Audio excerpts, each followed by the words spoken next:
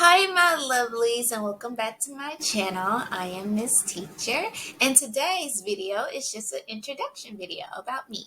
So, I have been living in Korea for 4 years. I have taught in a public school and I have taught in a private academy. So, this means that I have created my own curriculum and I have been given a curriculum to follow. So, I have done both. So I've noticed while working over here, working in a public school is 100% different than working in a private academy. And I prefer working in a private academy than working in a public school. That's just me.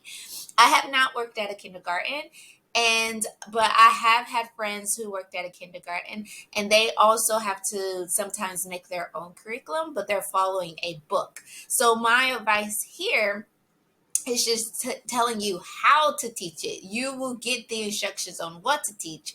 My instructions here on teaching you on how to teach it. Because not a lot of people who come over here have a teaching degree, and nor do they know how to make a lesson plan.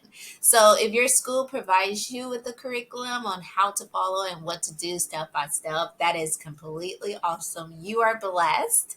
However, if it does not, I hope these videos have been a blessing to you, and I hope I continue to make videos that are a blessing to you and that can continue to help you on your journey being here or being anywhere in the world teaching English as a second language. So, let's get down to all the questions that you guys have and everything you want to know.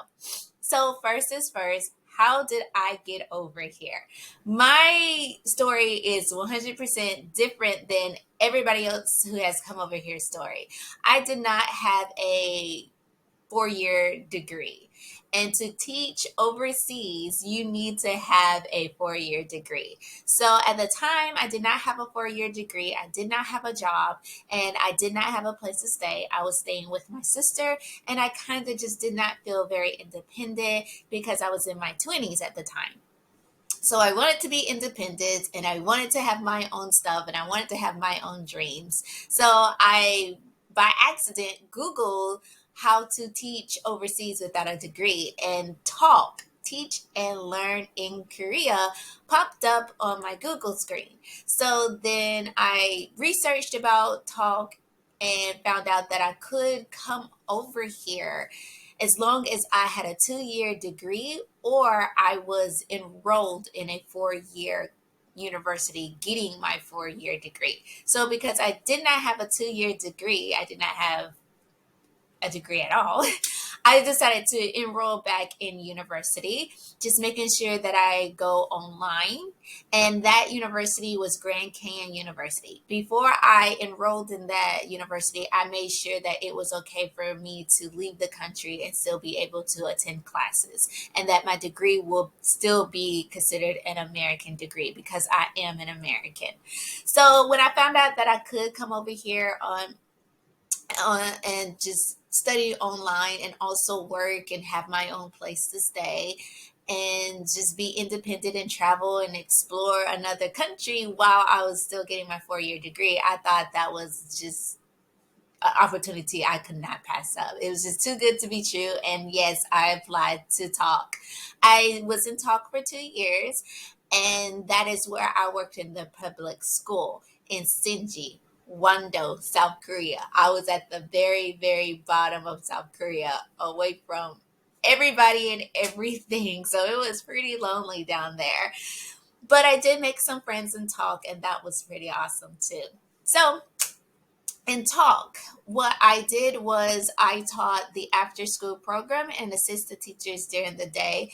Because I did not have a 4 year degree, I was supposed to assist the teachers, not teach. That was one mistake that I did not know. I thought I was supposed to do all the teaching of English and that's it. But you are supposed to assist the teachers in teaching during the day. And after school, because it's after school and it's voluntarily, the kids volunteer to go, it is all on me. So I had to make the curriculum, I had to give it out, I had to, do everything. And my classroom was pretty huge, so I was blessed with a big space to play and do everything to help the kids learn English. So, with that being said, my after school classes were 3 hours long, and they were combined with kids from grade 3 to grade 6. So, yeah, I had a mixture of kids in one class. So you had some kids who had a higher level of English and kids who did not know a lick, didn't know anything. They didn't even know the alphabet. So it was just that was difficult to teach such a wide variety of kids for 3 hours. And so after doing that for 2 years, I was able to figure out how to split the 3 hours up correctly, where we got the best use of our 3 hours. So, like the first 30 minutes, I use that for teaching English. And then for like the next hour and a half, I use that to like incorporate physical play like kickball, dodgeball. I made up some games like ping pong, tag, and we did flag football. Like we did a lot of different kind of sports games. I had a lot.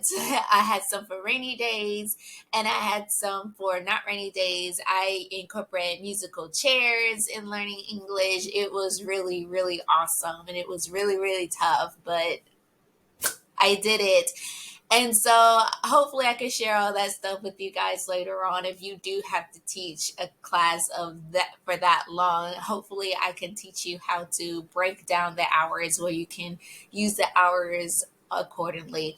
And then like the last 20 minutes of class, I used that for review time. We just went back over literally everything that we learned, the vocabulary and reciting and everything.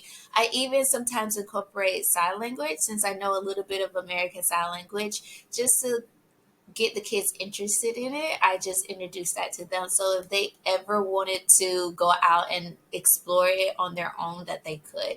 It's really awesome. And I actually have a free site that I know of that you can learn sign language if you would like to learn sign language from a actual deaf person, a deaf instructor. So you won't be getting like bad information. You'll be getting good information. If you would like to know that link, later on I can post that link for you guys too. So after working for Talk for 2 years, I bought a car, got my license, bought a car, and moved to the city where I am located now. And I am working for a corporation that's a pretty big corporation, and they provide their own curriculum.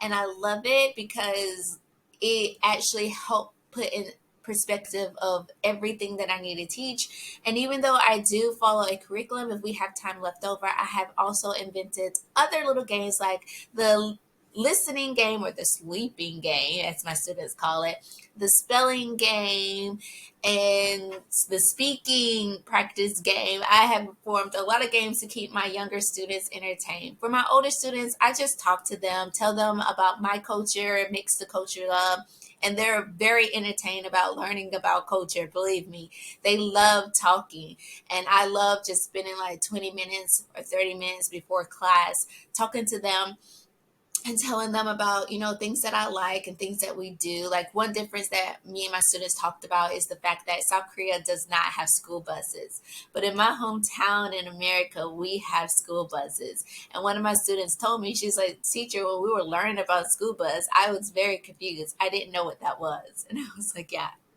And I told her what a school bus was. And she's like, well, I know now after the lesson. And I was like, well, yeah, I don't know about the UK or Australia, but I do know in America, we do have school buses.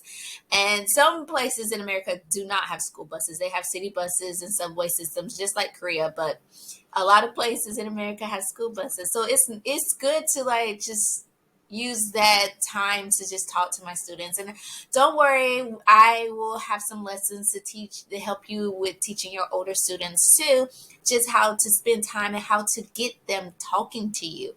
I will teach you how to, in future lessons, or future videos how to teach a really big class to a really small class, even a class of one child. I right now currently have a class with one student, and every day I'm like, oh my goodness, this lesson is going to go by super fast, and I'm going to have like a whole hour of us just staring at each other, and we cannot do that. No, I have figured it out. Talking, and I figured out how to get your students to talk. Students are shy in general, and that's okay. And as you can see, I'm a talker. So I can get my students pumped. I can bring out the inner them, and I can get them talking. And hopefully in the future, in these future videos to come, I can teach you guys how to do the same thing. I really hope these videos are a blessing to you guys. I hope they inspire you to be the best teacher that you can be. I hope they encourage you and make you not scared. I hope that you coming here, taking this leap to move away from your hometown to bless another life, just encourages you as much as it encouraged the kids, the students, and myself. So all I can say now is let's go out and let's bless some lives. Stay tuned. Hopefully the next video will be day 3 phonics. Bye, you guys.